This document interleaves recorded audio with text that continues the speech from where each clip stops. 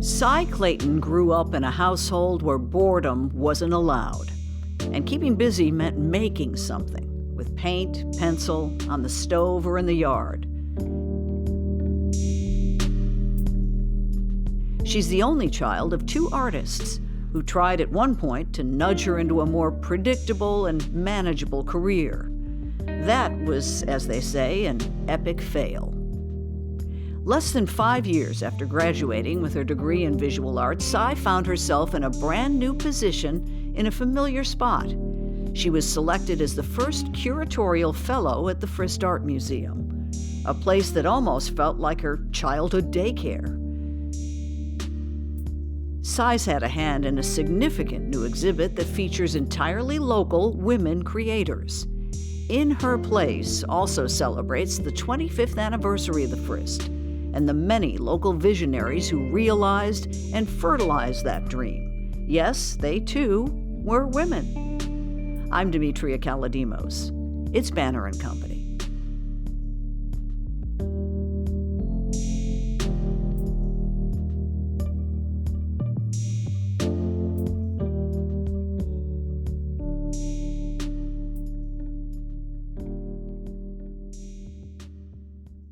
Well, Sai, I'm going to start with a classic Nashville connection. My sister and your father worked together years ago at Bunton Advertising, I believe. And of course that happens in all places, but don't you find that there is more than 6 degrees or fewer than 6 degrees separation between Nashvilleians? Absolutely. It's like 2. Exactly. It's like 2. Yeah, I joke that it's the same 6 people doing everything. But that is so funny. Such a small world. Yep. You grew up here. You've seen the changes. Do you like old Nashville or new Nashville or the Nashville of the moment?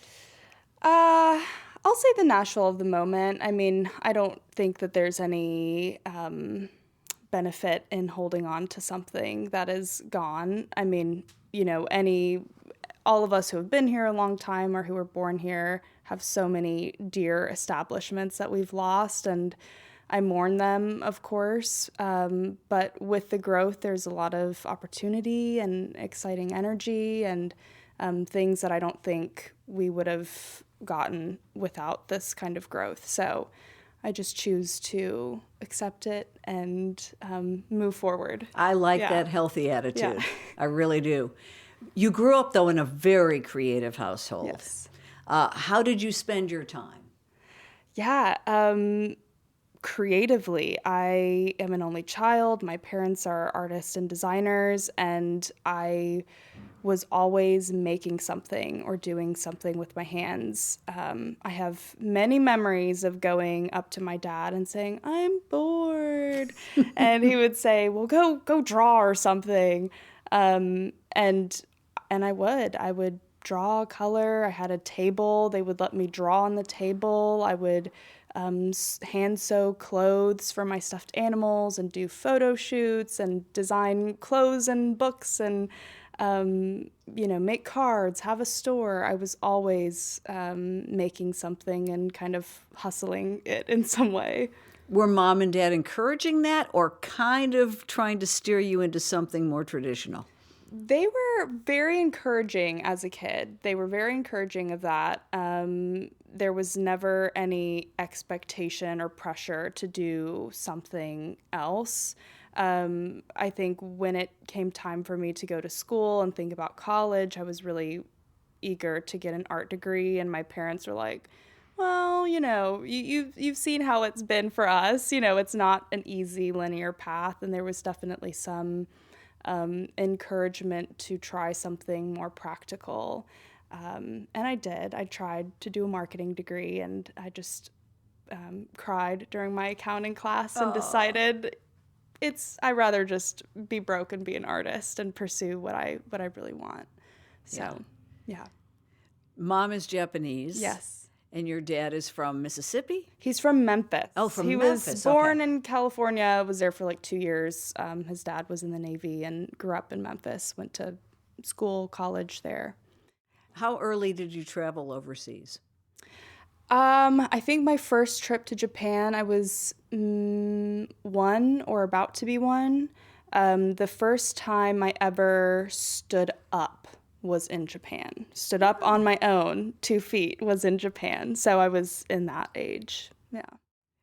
That's sort of symbolic for your artwork too, I isn't think it? so. Yeah, I think so. And it was in this old, like, historical ancient house. I'm not sure what it was at the time, but yeah, I think there's some beautiful symbolism there for sure.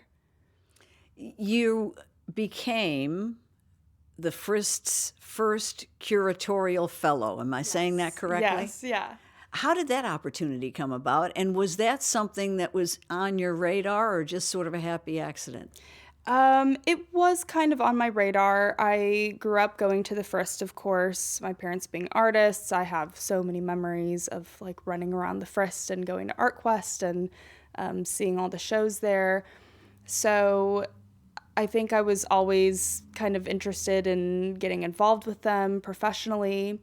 At the time of the fellowship application, that was 2021 or a little bit before that, I was still in school. I had planned to study abroad in Japan and had, kind of put everything in order to go pursue that. And then COVID happened. And so I think this application showed up at a time where I was like, I'm either going to go to Japan or I need to figure out something else to do.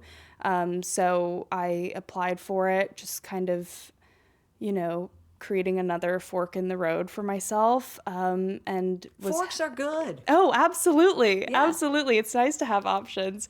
And with COVID and everything, that study abroad trip was not going to work out. Mm-hmm. And I was really excited to accept the fellowship instead. One moment, art world for dummies. What does a curator do? What does a curator do? A curator is a storyteller and the lens through which to see work, experience, history, and see other people's stories, I think would be the most general definition of the title. I think of, in the film world, a director or a producer. In the television world, definitely a producer, where you're looking at the entire picture that you're trying to present to the wider audience. Yes, yeah. Lots of decisions to make, though, right? A lot of decisions to be made, yeah. And what I have learned and continue to learn through the curatorial practice is just how much it can vary and how different it is depending on what type of institution you're in. So somewhere like the Frist, there's all these departments of capable, smart people supporting every aspect of the work, whereas, gallery directors are curating in a different way. Artist-run spaces are different, may not have the same amount of resources. So it's can just vary very widely. Take us behind the scenes, because we come and we see the finished exhibition and it looks absolutely perfect. How many times are you tweaking, adjusting, changing, pulling a piece out, putting an extra piece in? Yeah, all the time. I mean, again, depends on the institution. Somewhere like the Frist, they are starting to talk about and plan exhibitions years out. And, some changes can be made when the artwork is going up, though there are plans that are laid in advance. It takes a lot of foresight and envisioning for what the final product will be, and a lot of flexibility in kind of seeing how the work plays off of one another once they're in the same space. Yeah, we're talking to you while a show is up, yes, called In Her Place. Yes. Tell us a little bit about it and why it's unique. Yeah, so In Her Place is an exhibition of 28 Nashville-based women artists, and it's incredibly unique. I don't know of any other show like it. This is an incredibly large-scale show, has over 100 pieces of artwork. These artists are spanning all kinds of creative disciplines. They're making sculptures, paintings, installations, textile works, video, and they're all in our city right now making work. And this was really the Frist's way to celebrate the Nashville art community and all of the women that have really made it possible and have created the community themselves. All women exhibitions have been rare worldwide, really. People might remember in the 80s, the Gorilla Women. Yeah. And that billboard that said something like, you shouldn't have to be naked to get into the Met. I don't know exactly what the quote was. Right. I don't remember exactly what it was either, but they had these billboards of statistics of how many women were in shows compared to men. And I think that kind of sentiment still rings true today in the arts industry and of course, many other industries. Why is that? Just long-held beliefs that ripple over into all kinds of endeavor? Yeah, I would say so. I mean, I don't even know where you would have to begin to unpack the patriarchy of it all, right? And kind of the power structures that have existed and have been passed down. But I think it's important to remember that there are talented and worthy people of all types in all disciplines. And this exhibition in particular has been a great chance to really show off this group of women and really kind of flex our muscle to the outside world, to, Tennessee and the country, but also to the other artists in the city and say, look at how incredible these women artists are. And they're all here in one place. In some of the essays in the lovely coffee table book that goes along with the exhibit, there are some amazing observations of all the women who played key roles in this city to get art where it is today. Name drop a little. Yes, definitely. There have been any number of gallerists like Anne Brown and Carol Stein, Nancy Saturn, Alice Zimmerman, who were all creating galleries decades ago and kind of pioneering this arts culture in Nashville. And I think what is also interesting about these women creating a network is the active act of creating a community. As a woman, I feel like we are particularly adept at this, and we are always striving to kind of find sisterhood with one another. And so that was a wonderful kind of discovery and just acknowledgement through this project of how women really are wanting to uplift one another, create opportunities for one another, share skills and resources, and just have the whole community in mind.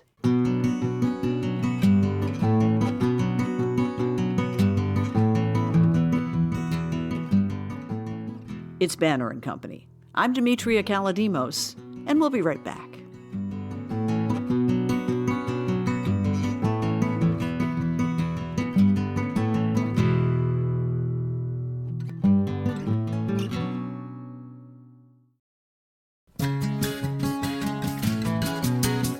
When we launched Banner and Company more than a year ago, we wanted to help you get to know your Nashville neighbors.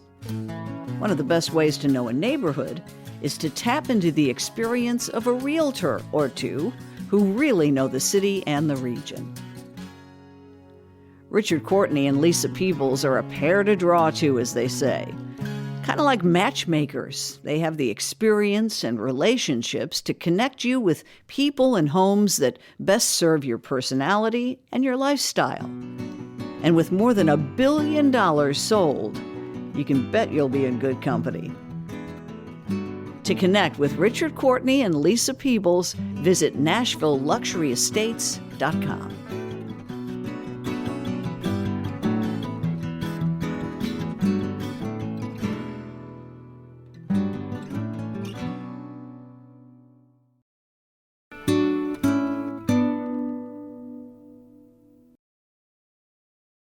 Give us a little taste of some of your favorites in the show.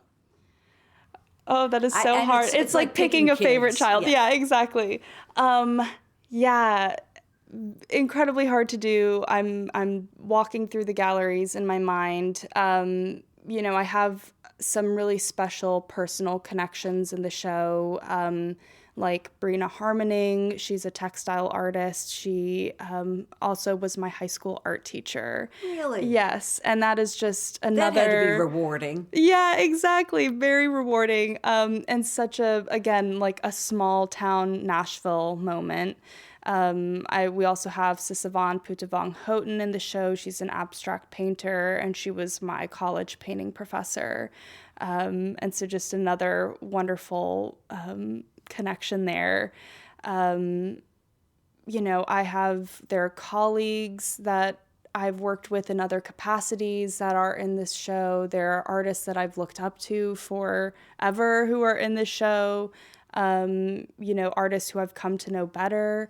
I think the great thing about this exhibition is that there's something for everyone, and it's really kind of a feast for the eyes to go and explore.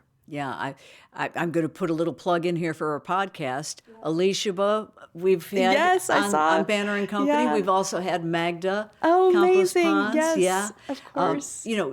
Every artist I find has such a great story to tell about how they got to where they are and where they're going from here, because art constantly, it's not that it must change, but maybe it must change.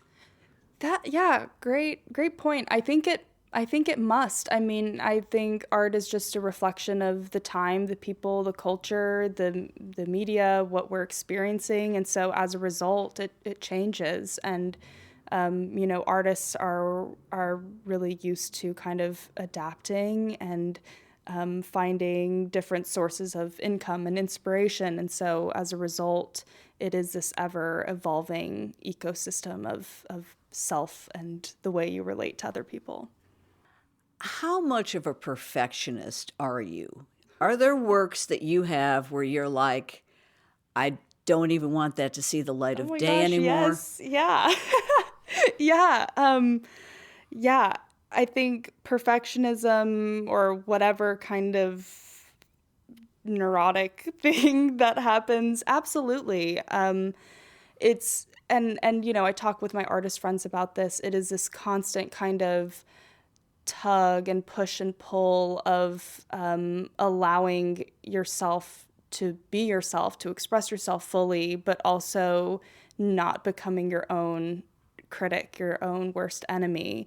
And so, it is this strive for perfection while also letting go of perfection. It is this weird kind of play of all of the parts of yourself. With that said, what was the first feedback that you got that made you feel really confident, like I have arrived?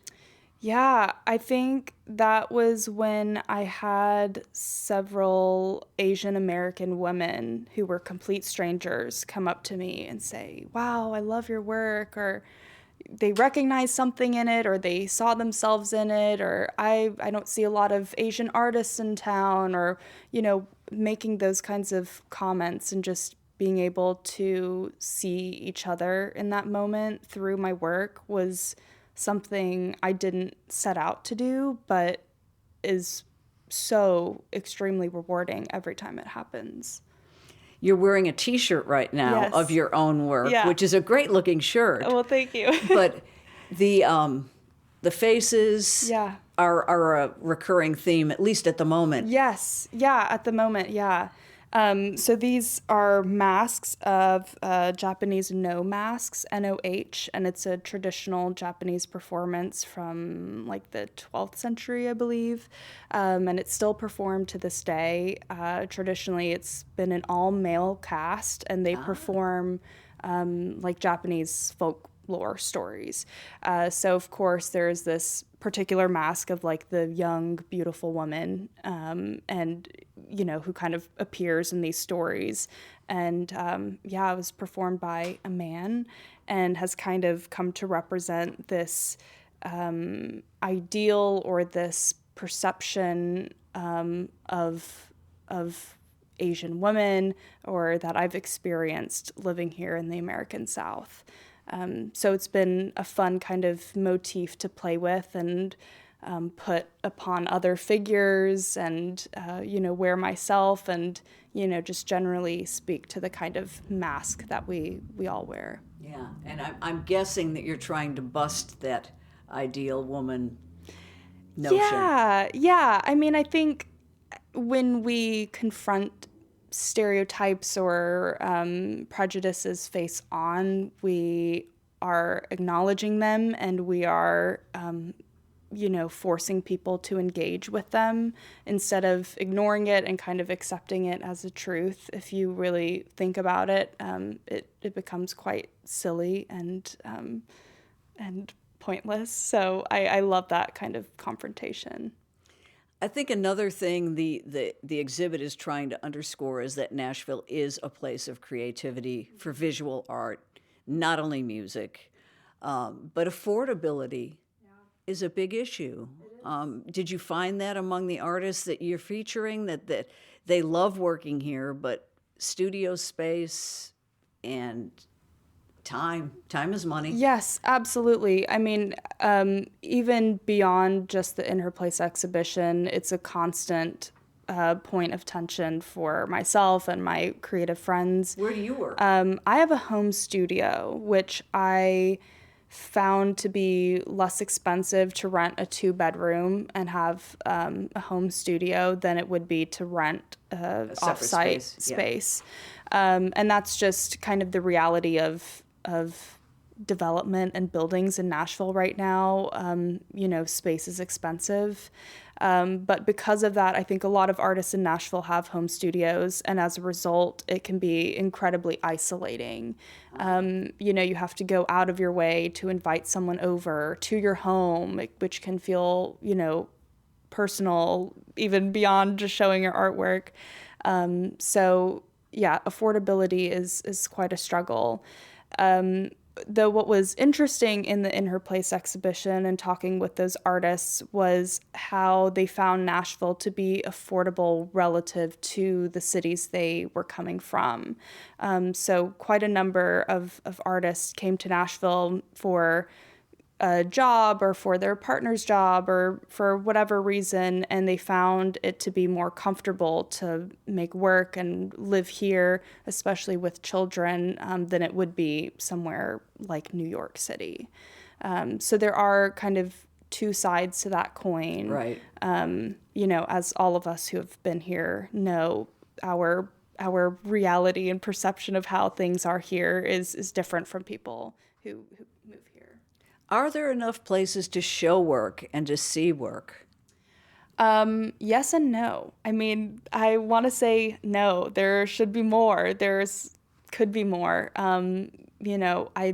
We desperately need a collecting contemporary art museum somewhere to house artworks from our local artists. Something more permanent that is not rotating like the Frist.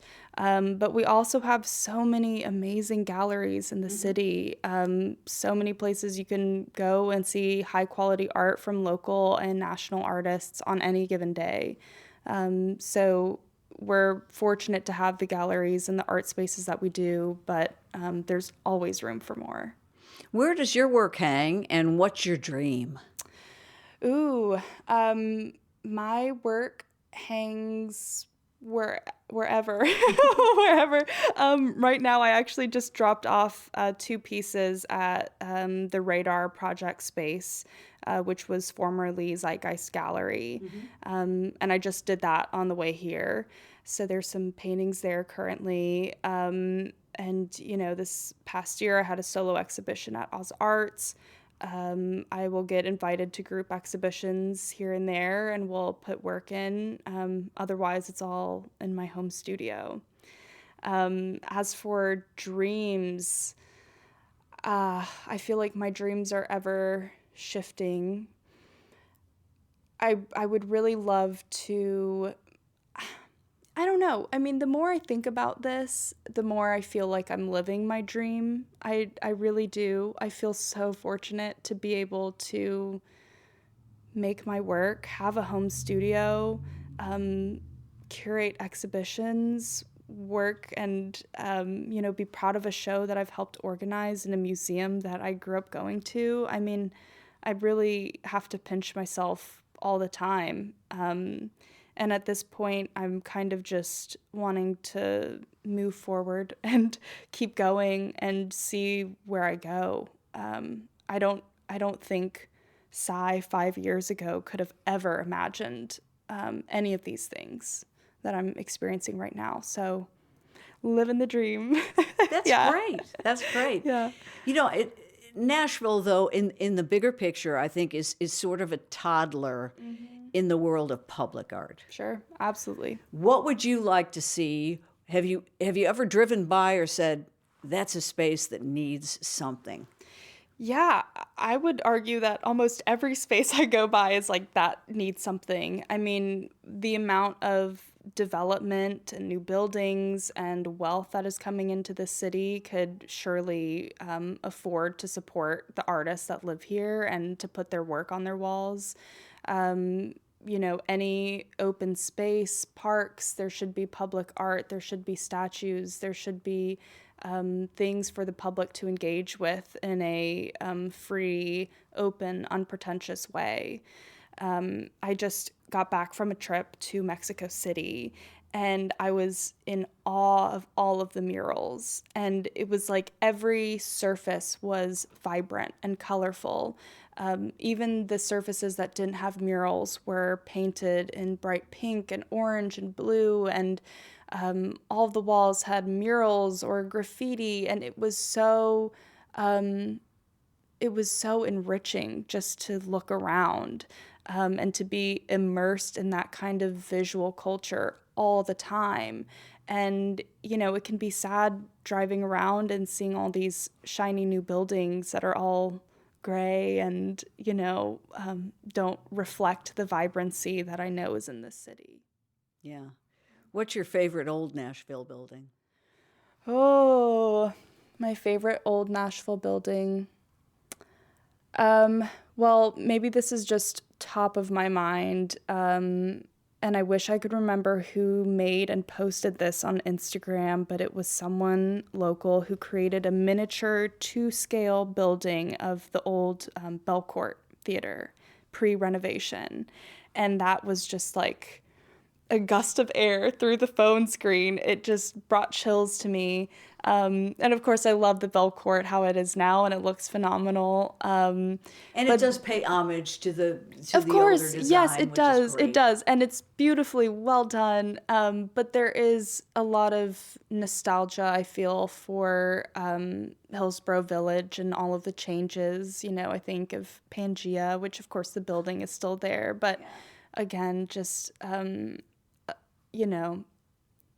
just sweet, charming places that were unpretentious and just, felt like they were for locals and they weren't performing anything. Those are some really sweet buildings and memories for me.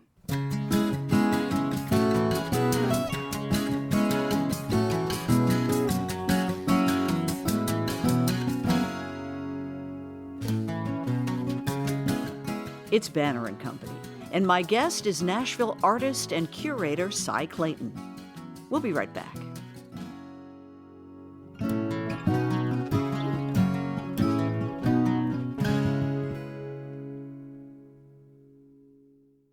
So do you think you'll stick with the museum path? That's a great question. I don't know. I know that I have loved it immensely. It's been incredibly rewarding. I don't know. I think for anyone probably any creative person, especially people in the visual arts, someone like myself who balances creating visual work and curation and art administration. I mean, there are all of these kind of branches of yourself and the way you can give to the community and to yourself. And I think right now I'm trying to find that balance and figure out what makes sense for me in my soul, but also financially. And so I don't know.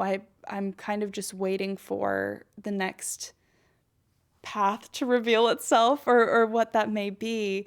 But I've loved working in the museum. I've loved the people that are at the Frist that I've worked with. The amount of support and the amount of attention that is given there is really special. Yes. It seems to me, too, that women are well represented, at least at the Frist. Yes, in, definitely. In high levels. Yes, definitely. I co-curated the exhibition with Katie Del May, who's the senior curator there. Sean Giles is also a co-curator. Ann Henderson is director of education, or I'm not entirely sure what her title is, but there are a lot of women over there that have been with the Frist, some since the beginning, and are really, the reason why that institution thrives. Yeah. What's on your easel right now? What's on my easel right now? Yes, less of an easel, more of a pile of papers and stacks of stuff. I received a grant from Metro Arts to create a new body of work. So that's kind of where my head is at right now. Now that this first exhibition is up, I can kind of switch gears, put on my artist hat again, and get back into the studio. But yeah, this project is kind of telling the story of my family's history, particularly my two grandfathers. So my white American grandfather who fought and served in World War II in the Navy, and my Japanese grandfather who was Interesting, yeah. had to flee Tokyo during the bombings. Are they about the same age? Similar age, maybe within a decade of each other. Though I should probably know that. So it's kind of this interesting parallel of these two worlds unfolding at the same time, and how they both kind of converge within myself and my parents. I'm an only child, so I'm the only biracial person in both sides of my family, and so I feel kind of this weight to this story that needs to be told, and how different their lived experiences were, but how they were able to come together and meet one another and have, compassion and love for one another despite all of this traumatic history, and despite not speaking the same language. They could still meet and have that shared humanity, which I think is beautiful and really important in today's. Where in Japan is your mom's family from? She's from Ichikawa, which is right outside of Tokyo, and now they're in Yokohama, which is a large port city. Yeah. I love all things Japanese. Do you? Probably do too. But Yes. I think a lot of America does. I mean, obviously, it's taken over in terms of animation and, many of the films that people want to see and have always wanted to see, great directors. I mean, great art coming from your roots. Yes, definitely. And that's been something that's so interesting, growing up. I was kind of maybe teased more for anime and all of those things, even though I have never really admittedly consumed much of it.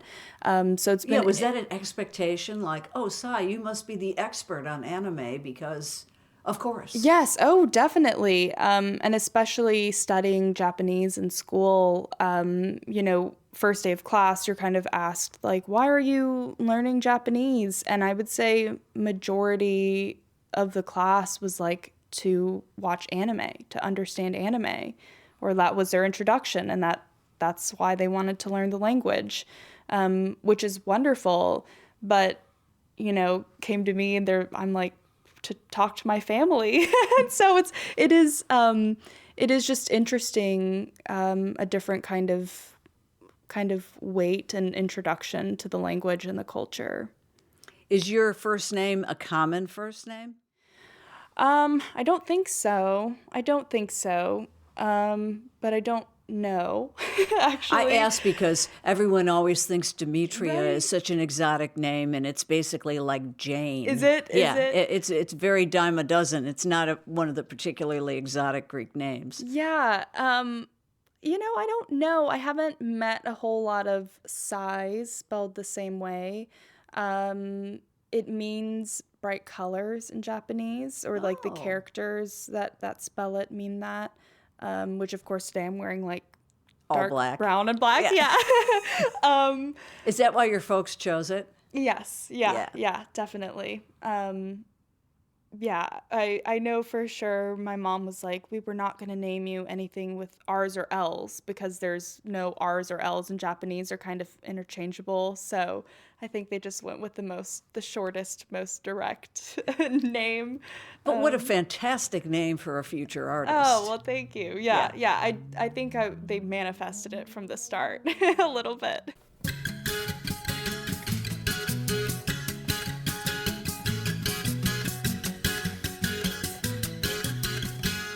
Banner and Company is a production of the new Nashville Banner. This episode is produced by Steve Harouche and edited by me. The original music is by Verlin Thompson. You can subscribe wherever you get your podcasts or go to NashvilleBanner.com. You're in good company.